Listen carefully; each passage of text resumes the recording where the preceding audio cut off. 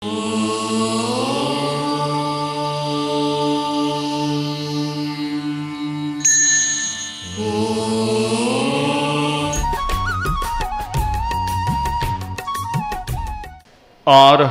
वाङ्मय में कहा गया है,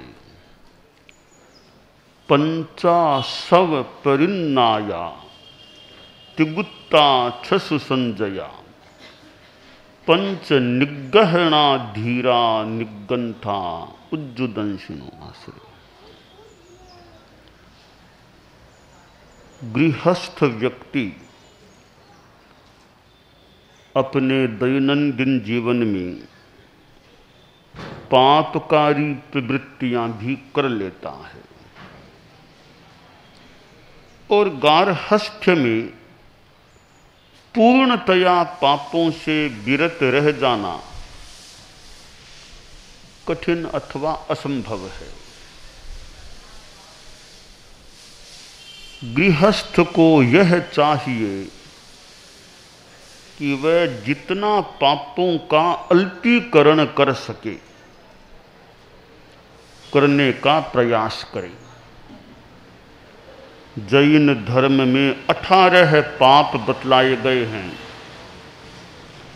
प्राणातिपात, मृषावाद, अदत्तादान, मैथुन, परिग्रह, क्रोध, मान, माया, लोभ, राग, द्वेष, कलह, अव्याख्यान, पैशून्य, पर परिवाद, रति, अरति, माया, मृषा, मिथ्या दर्शन, शल्य। 18 पापों से जितना आदमी बच सके। पाप कर्म का बंध क्यों होता है? जब पापकारी प्रवृत्तियां की जाती हैं या कसाय आदि आश्रव हैं, इन आश्रवों से ही पाप कर्म का बंध होता है। संस्कृत श्लोक में कहा गया, आश्रवो भव हेतु स्यात्। आश्रव भव का हेतु है, जन्म मरण की परंपरा का हेतु है। तो आश्रव भी, शुभ योग भी आश्रव है। बाकी आश्रव तो सारे के सारे पाप कर्म का बंध कराने वाले होते हैं।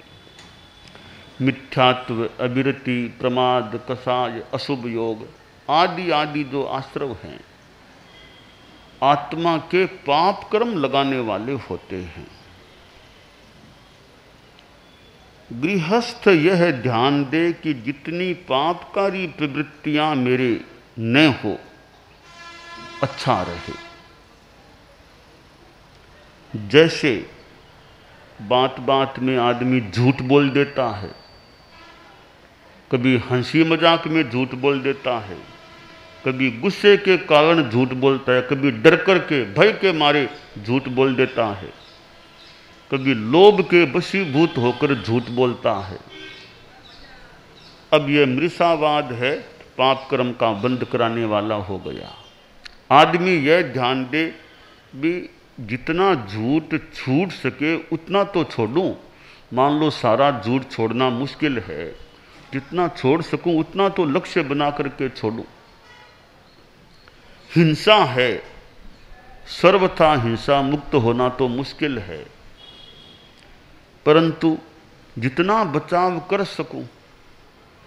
हरियाली है, दूब है, दूब में बैठना तो कोई जरूरी नहीं, वो हिंसा तो मेरे न लगे।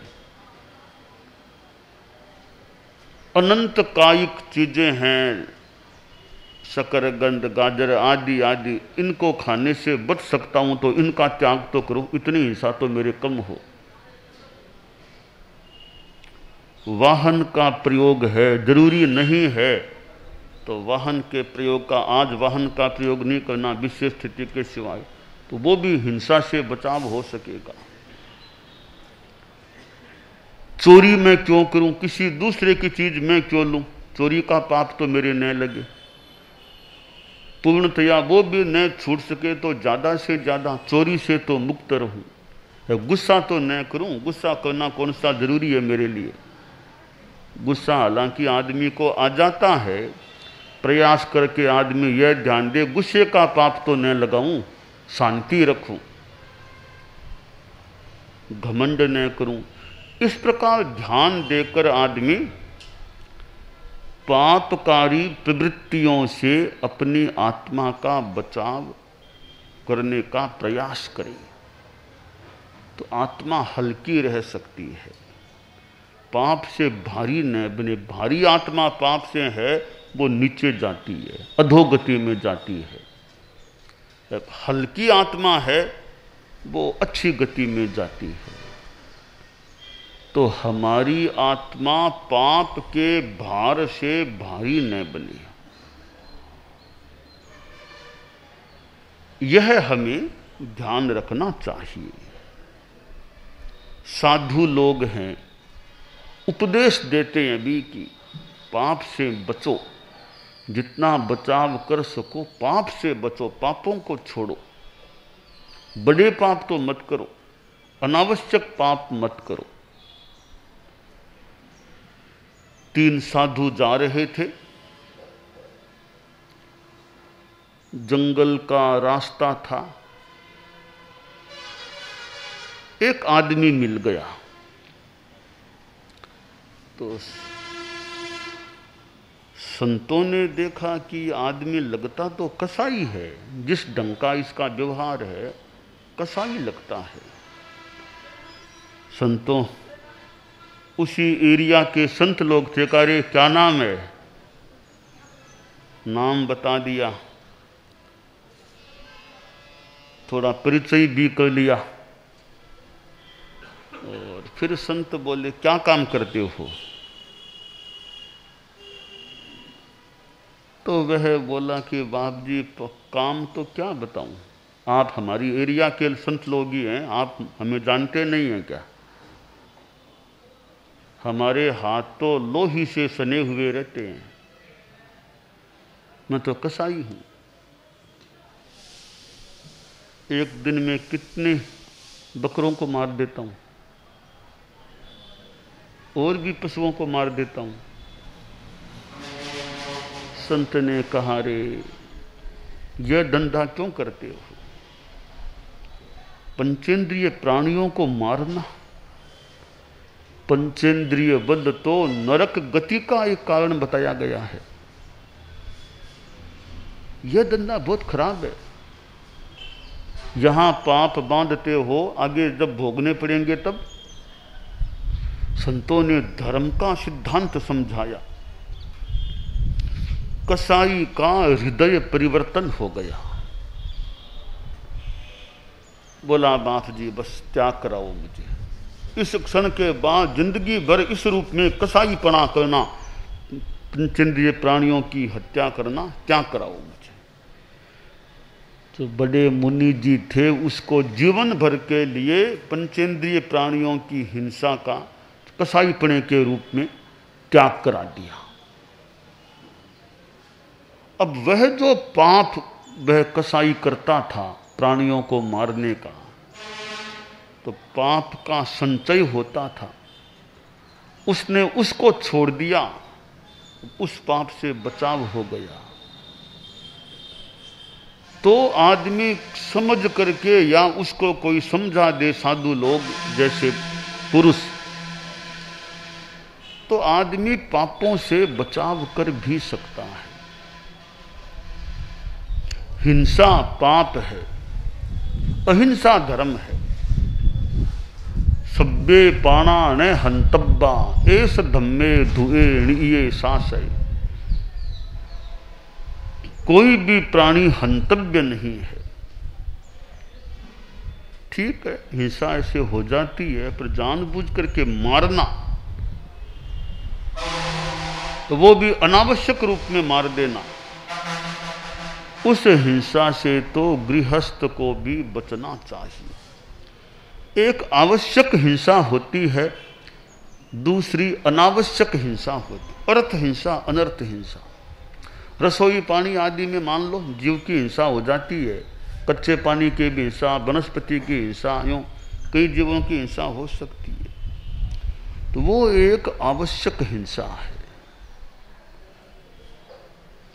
देश की रक्षा के लिए मान लो कभी युद्ध के प्रांगण में जाना पड़ा, और चलाकर शत्रु सेना ने आक्रमण किया तो मुकाबला करना पड़ा, वहाँ भी हिंसा हो गई।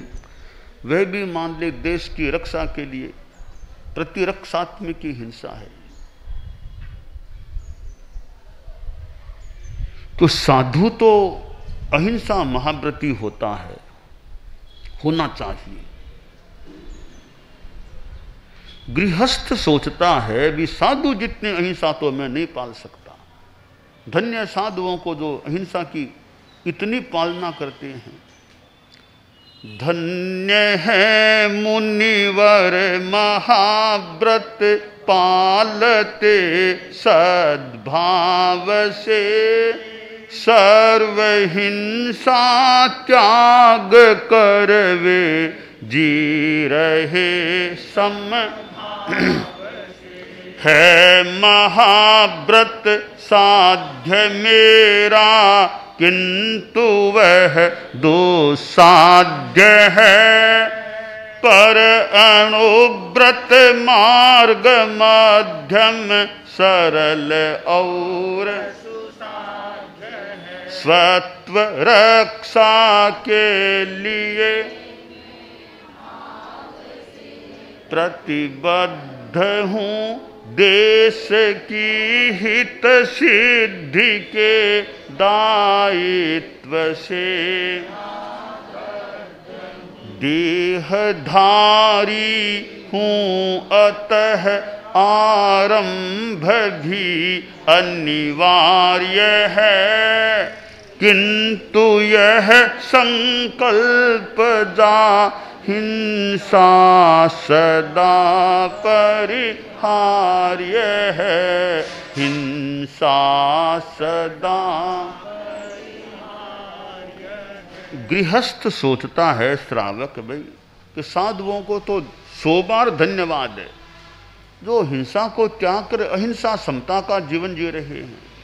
मेरा भी लक्ष्य है मैं भी कभी महाव्रती बनूं, पर मेरे लिए वर्तमान में तो दुस्साध्य है। साध्यत्व है पर वो दुस्साध्य है महाव्रतों को स्वीकारना, मुनि दीक्षा लेना। और गृहस्थ हूं तो देश की सेवा भी मेरा दायित्व है। देहधारी हूं तो खाना पीना आदि भी करना पड़ता है, वहां भी हिंसा हो जाती है।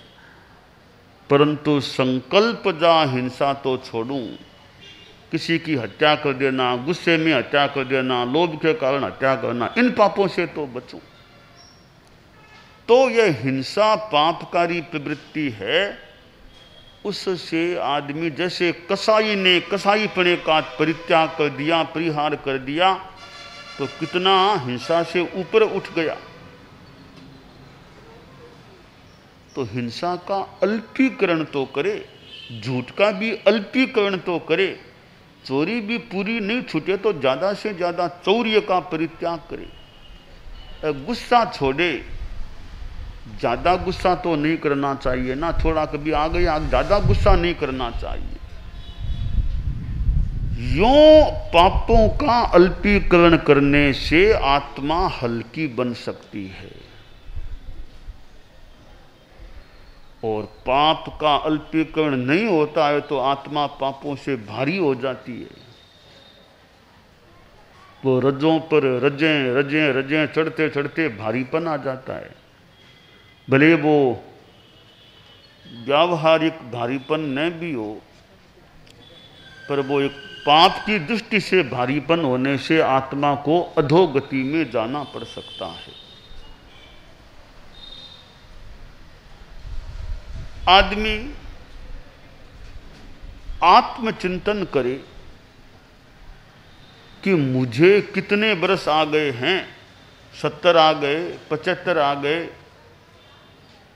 जीवन में अब मोड़ कुछ और मोड़ ले सकता हूं क्या धर्म की दृष्टि से? कितना सावध्य कामों को छोड़ सकता हूं, कितना कर्मों को तोड़ सकता हूं, निर्जरा कर सकता हूं। ये उम्र आ रही है तो और ज्यादा धर्म की दृष्टि से जागरूक बनूं। जवानी चली गई है, अब तो अवस्था ऊपर की आ रही है, आ भी गई है कुछ, तो मैं धर्म की दिशा में कितना आगे बढ़ सकता हूं, यह धर्म जागरना, धर्म चिंतन आदमी को करना चाहिए। क्योंकि सदा तो यहां बैठे नहीं रहना है। आखिर मेरे परिवार में भी धर्म के संस्कार आ रहे हैं या नहीं, मेरे में धर्म के संस्कार हैं, आगे की पीढ़ियों में धर्म के संस्कार आ रहे हैं या नहीं। क्योंकि मेरे परिवार के सदस्य हैं, मैं परिवार में बड़ा हूं, तो और पैसा रुपया परिवार वालों को मान लो देता हूं, तो धर्म के संस्कार साथ में देता हूं या नहीं। धर्म की संपदा, संस्कारों की संपदा मैंने परिवार को कितनी दी है, जितना दे सकूं अब भी देने का प्रयास करूं। यों गृहस्थ चिंतन करे और ये सोचे कभी साधुपन भी आ जाए, मुझे संथारा भी आए, अंत में साधुपन भी आ जाए।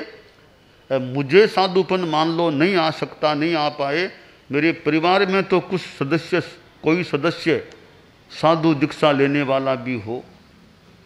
यों भावना भाई, यह भावना भाना अनुप्रेक्षा करना भी अच्छा है कि मेरे परिवार में से कोई व्यक्ति साधुपन लेने वाला बन जाए। भावना का बड़ा महत्व होता है। साधु गोचरी आए न आए, भावना वाली की मुनि महाराज साधु मेरे घर में आए, मेरे हाथ से मेरे यहाँ गोचरी लें, व्रत निपजाएं, तो भावना बाने से भी लाभ हो जाता है। तो मैं तो आरंभजीवी हूँ, गृहस्थ हूँ, साधु त्यागी हैं, वो मेरे घर से कुछ भिक्षा ले लें तो मेरा जो मानो घर क्या, मैं खुद धन्य हो जाऊंगा। मैं सदा आरंभ जीवी मुनि अहिंसा सूर, मैं परिग्रह में निरत हूँ साधु उससे, प्रवर संयम साधना में संविभागी मैं, खाद्य संयम वस्त्र संयम का सहज साधक बनूं, वस्त्र भोजन पात्र औषध सहज मेरे पास हैं, और रहने के लिए आवास में अवकाश है। धन्य वह दिन मुनि प्रवर को ये समर्पित मैं करूं, भावना के प्रबल बल से शीघ्र भव सागर तरूं, शीघ्र भव सागर। गृहस्थ सोचे भी मैं तो संसार में हूँ, मेरे घर में तो खाना भी बनता है, कपड़ा भी घर में है, पात्रा भी आया हुआ कहीं से है, मेरे घर में तो कमरे भी कई हैं, साधु लोग सयात्र का भी मुझे लाभ दे सकते हैं, घर में थोड़ा निर्वाला स्थान है, साधु वहाँ रह सकते हैं। तो धन्य होगा वह दिन कि साधु मेरे घर में प्रवास करेंगे, मेरे घर में गोचरी करेंगे, कपड़ा आदि मेरे घर से लेंगे, मेरे घर में सहज रूप में है। ये चीज़ें साधुओं के काम आ जाए, साधुओं को बहरा दूं, मैं तो धन्य हो जाऊंगा। तो मेरी ये परिग्रह की चीज़ें व्रत में चली जाएं, साधुओं के काम में आ जाए, तो वह दान देकर मैं संसार को तरने वाला बनूं। तो गृहस्थ ऐसी भावना बाता है, साधु आए अथवा न आए, भावना भाने का तो लाभ गृहस्थ को मिल ही जाता है। तो जितना पापों का जीवन में अल्पीकरण हम कर सकें, गृहस्थ कर सकें, वह करने का प्रयास होना चाहिए।